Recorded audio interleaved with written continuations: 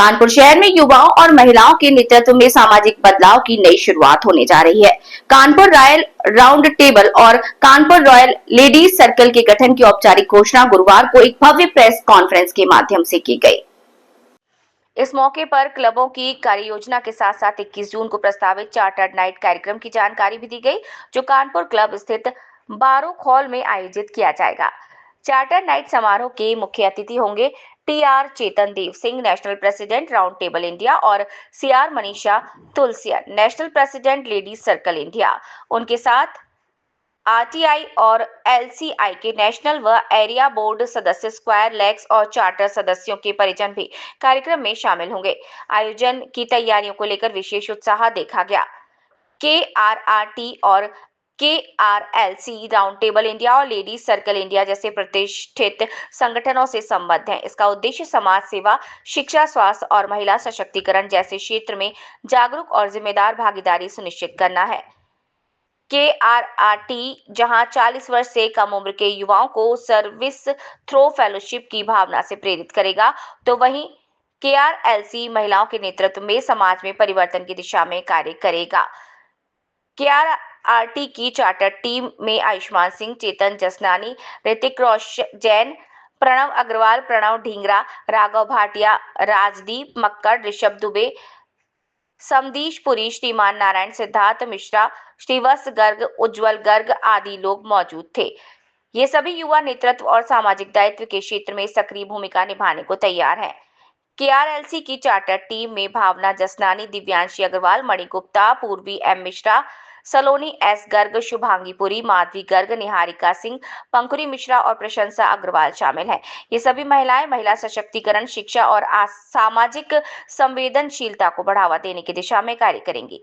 Press conference के दौरान दोनों क्लबों की कार्यकारिणी की भी घोषणा की गई।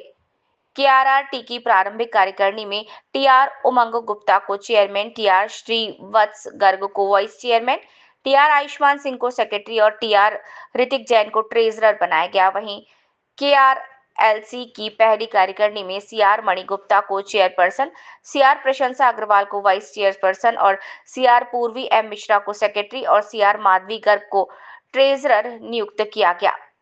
इस पूरे अभियान में कानपुर हेरिटेज राउंड टेबल 125 और कानपुर हेरिटेज लेडीज सर्कल 88 की भूमिका अहम रही। प्रेस वार्ता में विशेष आभार टीम टीआर अंकित नेमानी, टीआर विदित जसनानी, टीआर साहब सेठ और टीआर वृंदा जसनानी सहित केएचआरटी के केएचएलसी के सभी सदस्यों और स्क्वायर लेग्स को व्यक्त किया गया। इसके अतिरिक्त क्षेत्रीय स्तर पर टीआर रोहान मधोक और टीआर पुनीत सराफ के योगदान की भी सराहना की गई।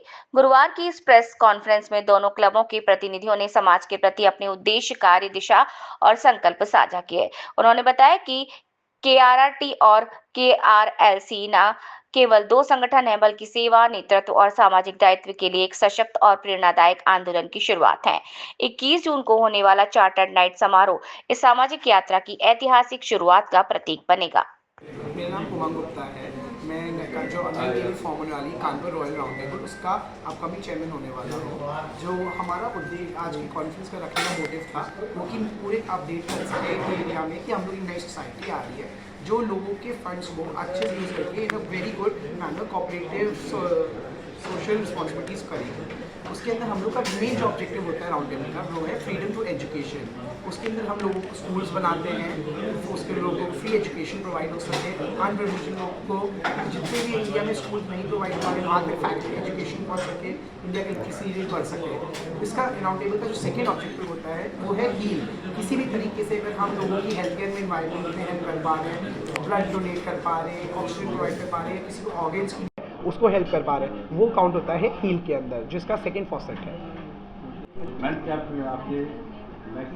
मैं Mani Gupta, chairperson of Kanpur royal ladies circle. ये नया लेडीज सर्कल है जो कि कानपुर में आ रहा है। ये कानपुर रॉयल राउंड टेबल की वाइफ के लिए बनता है। ये इंडिविजुअल सोसाइटी है जो कि लोगों को एजुकेशन और हेल्थ प्रोवाइड करने में हेल्प करती है। किसी भी फॉर्म में अगर हम अंडर प्रिविलेज को हेल्थ या एजुकेशन प्रोवाइड कर सके या किसी भी फॉर्म में हेल्प कर सके, हम उस केस में हेल्प करने के लिए हमने ये सोसाइटी फॉर्म करी है।